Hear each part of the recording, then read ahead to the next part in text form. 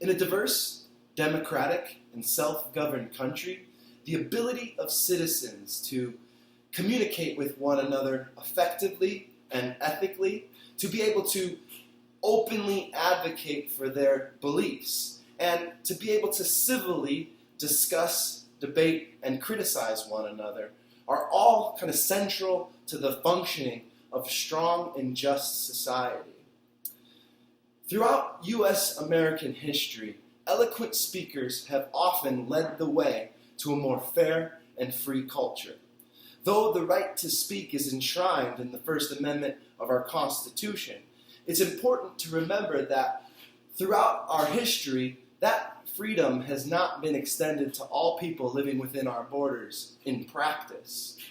For example, if we look to the time of the abolitionist movement in the United States, the movement to abolish slavery, at that time, a woman speaking in public to an audience that consisted of both men and women, what was at the time referred to as a promiscuous audience, that was enough to provoke violent backlash, as evidenced by Angela Grimke's 1838 speech from Pennsylvania Hall, where she's advocating for the rights of women while a mob gathered outside and threw rocks off the side of the building in order to try to shut her up.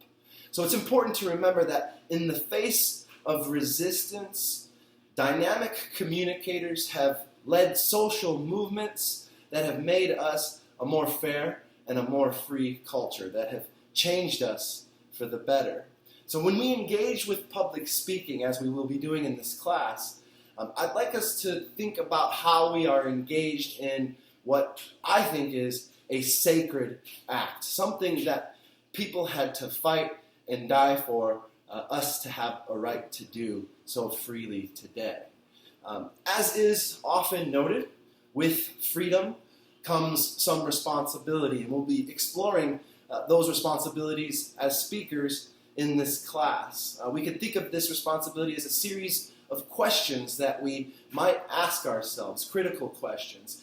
How do we decide what is worthy of actually being said in public? You know, what should I give my energy and my voice to? What is worthy of being said?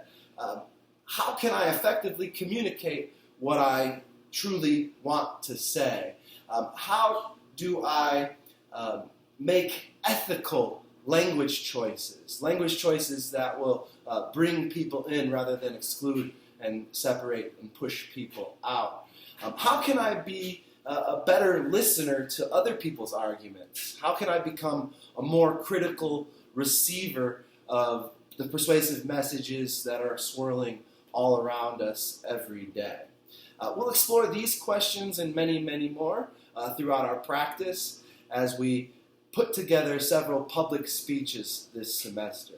After you successfully complete this course, you will have gotten a great foundation of the fundamentals of good public speech practice.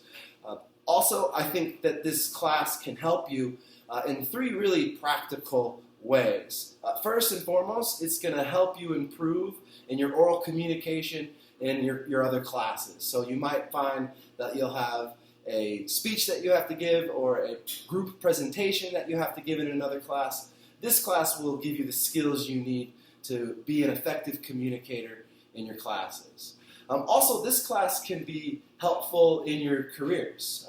Oftentimes in our careers, we are put in a position where we have to give kind of a one-to-many type speaking. Perhaps you're going to be training a new group of employees, or you have to represent your company to some sort of outside organization. This class can give you the skills to do that effectively and advance in your own careers.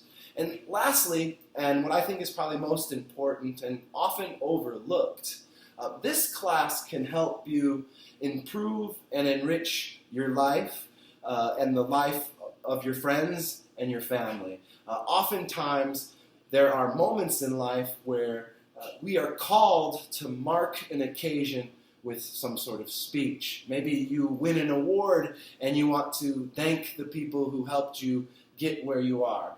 Perhaps you're at a wedding and you want to give a toast, an entertaining and heartfelt toast to your loved ones.